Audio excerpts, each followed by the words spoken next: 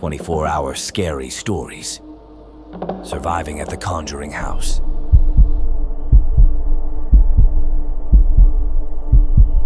The von der Linde house stood at the end of a long, winding road, surrounded by dense woods. The ancient building loomed like a specter in the moonlight, and its twisted, gnarled trees seemed to reach out towards it, as if the very earth itself rejected its presence. Upon entering the mansion, we were immediately struck by its oppressive atmosphere. The air was thick with a sense of foreboding, and the creaking floorboards seemed to speak of a past filled with sorrow. It was as though the very walls of the house were holding on to the secrets of the damned. During the first night, we heard faint whispers echoing through the corridors. It was as though tortured souls from the past were desperately trying to communicate with the living. We tried to dismiss it as our imagination, but the voices grew louder and more distinct with each passing night. One of our group, Sarah, woke up one night, claiming that a shadowy figure had been watching her sleep. She described a tall, gaunt man with hollow eyes and a twisted grin. We searched the house but found nothing. From that point on, Sarah's behavior became increasingly erratic, as if she were possessed by some malevolent force. As the days passed, we encountered strange phenomena. Objects moved on their own, the temperature in the house dropped dramatically, and eerie apparitions flickered in and out of existence. We began to suspect that the house was a portal to another realm, a place where the spirits of the damned were trapped for eternity. The culmination of our terrifying experience occurred on the last night. We gathered in the dimly lit dining room, desperate to understand the truth behind the mansion. Sarah, still under the influence of some unseen force, suddenly began speaking in a voice not her own. It was as if the spirits were using her as a vessel to communicate their torment. The room grew frigid, and we watched in terror as Sarah's body contorted and twisted, her voice now a chorus of agonized souls. They spoke of a dark ritual performed in the mansion decades ago, one that had bound them to the house, condemning them to an eternity of suffering. We fled the von der Linde house that night, leaving behind our belongings and the tormenting spirits. The experience had left its mark on us, forever haunting our dreams. To this day, I am haunted by the memories of that fateful week at the von der Linde house, and I often wonder if the spirits that tormented us are still trapped within its walls, waiting for their next victim. In the heart of a desolate New England town stood a house unlike any other. The locals referred to it as the Conjuring house. Its history was steeped in darkness, a place where malevolent spirits had danced through the centuries. Legends whispered through the town told of countless souls who had dared to spend a night within its eerie walls, only to disappear without a trace. A group of daring individuals decided to put these legends to the test. They were paranormal enthusiasts searching for undeniable proof of the supernatural. Gathering their equipment and courage, they made their way to the ominous structure as nightfall descended. The house loomed in the dim light, its dark, weathered wood appearing even more foreboding in the waning twilight. Ivy had claimed the walls, creeping up as if attempting to reclaim the structure for nature.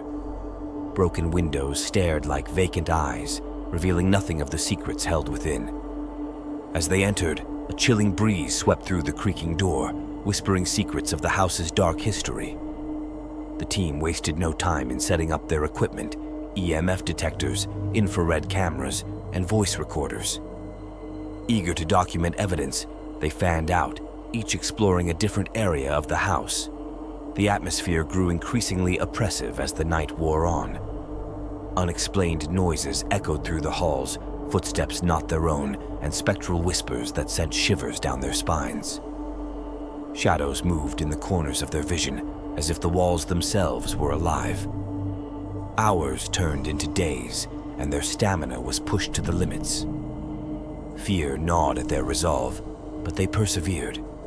They had come here seeking proof, and they were determined to find it. One evening, while conducting an EVP session in the attic, they received a chilling response. The question, "Who are you?" was met with a ghostly whisper that sent a cold sweat down their spines. "We are the ones who cannot leave," the voice replied, a spectral lament that seemed to hang in the air. As the week progressed, the investigators experienced phenomena that defied all rational explanations. Objects moved on their own, furniture levitated, and apparitions materialized in the darkest corners of the house. The team began to feel a growing malevolence, as if the house itself resented their presence. Their mental and emotional states deteriorated rapidly. Sleep was a luxury they could scarcely afford, for the night brought tormented dreams filled with the anguished faces of the house's former occupants. The line between reality and the supernatural blurred, and they were plagued by a constant feeling of being watched.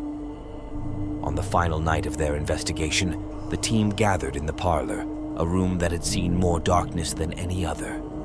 As they attempted to make contact with the spirits, an otherworldly force descended upon them. The air grew frigid, and the walls seemed to pulse with malevolence. A shadowy figure emerged from the darkness, its eyes glowing with an unnatural light. Fear consumed them, and they fled the house, leaving behind their equipment and their desire for proof. As they stumbled out into the night, they realized that they had been spared. The Conjuring house had let them go, but not without a haunting warning. The team returned home forever changed, their experience etched into their souls. The evidence they had sought was left behind, but the knowledge that they had survived a week in the Conjuring house was proof enough, for they had witnessed the malevolence of the supernatural, and they knew that some places were better left unexplored. The Conjuring house remained a dark mystery, a place where the living dared not tread. Its secrets remained buried within its walls, waiting for the next brave souls who would seek to unlock the mysteries of the afterlife. The old, decrepit house loomed on the outskirts of town, like a shadow from a forgotten nightmare. Its reputation was infamous, known far and wide as the Conjuring house. Legends and tales of the supernatural had clung to it like a shroud for generations, and none who entered its sinister halls had ever emerged unscathed. Some claimed it was cursed, while others believed it was a portal to the very depths of hell. For years, the house remained abandoned, a blight on the landscape that none dared to approach. But as the world changed, so did the need for brave souls willing to challenge the unknown. A daredevil, a skeptic, and a desperate man, each with their own reasons, decided to spend a week within the accursed walls, documenting their experiences for the world to see. The daredevil, Sarah, was fearless and eager to prove that there was nothing to fear in the Conjuring house. She believed in science and logic, dismissing the supernatural as mere superstition. Armed with a backpack filled with scientific instruments and a skeptical mind, she entered the ominous mansion on a crisp autumn evening. Her video camera rolled as she strode confidently into the darkened foyer. The skeptic, Mark, was a paranormal investigator who had spent years debunking claims of hauntings and apparitions. He was here to prove that the Conjuring house was nothing more than an elaborate hoax. Mark, a disbeliever in anything supernatural, had never encountered anything that could shake his conviction. He laughed off the warnings of the locals and entered the house with his voice recorder, ready to expose the charlatans who perpetuated this legend. And then there was Paul, the desperate man. He had lost his wife to a tragic accident and was willing to do anything to see her one more time. The rumors that the Conjuring house had the power to communicate with the dead had drawn him in, despite the risks. Clutching a worn photograph of his beloved wife, he entered the cursed mansion with hope in his heart. The first night was quiet. Sarah set up her equipment, while Mark scoffed at the creaks and moans that echoed through the house. Paul, on the other hand, felt a strange, almost comforting presence in the house, a whisper that seemed to beckon him deeper into its shadowy recesses. As the week went on, strange occurrences became more frequent. Sarah's equipment recorded inexplicable fluctuations in temperature and electromagnetic fields. Mark, while mocking the legends, found himself unable to sleep as eerie whispers and chilling laughter filled the air. Paul claimed to have seen glimpses of his wife, her ethereal figure fading in and out of the darkness. On the fourth night, fear finally caught up with them. The once skeptical Mark found himself questioning his beliefs as a spectral figure floated through the room, leaving a trail of icy dread in its wake. Sarah's scientific mind was pushed to the brink when her equipment captured shadowy figures and disembodied voices that defied explanation. Paul, driven to the edge of madness, believed he had finally reunited with his beloved wife, but she beckoned him to join her on the other side. By the seventh night, the Conjuring house had exacted its toll. Sarah's bravado had crumbled, and she clung to her camera, tears streaming down her face. Mark's voice recorder captured his frenzied pleas for the unseen entities to leave him be. Paul, drawn deeper into the abyss, disappeared into the darkest corners of the house, never to be seen again. As dawn broke on the eighth day, the world learned of the fate of the three daring souls who had ventured into the Conjuring house. Their footage and recordings were found, but the three individuals themselves were gone, lost to the malevolent forces that resided within. The legends of the Conjuring house lived on, more terrifying and substantiated than ever.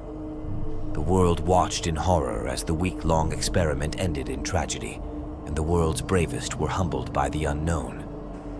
The dark secrets of the house remained, taunting anyone foolish enough to venture within its cursed walls, leaving the question of its true nature unanswered, and its malevolent spirits waiting for the next soul to challenge them.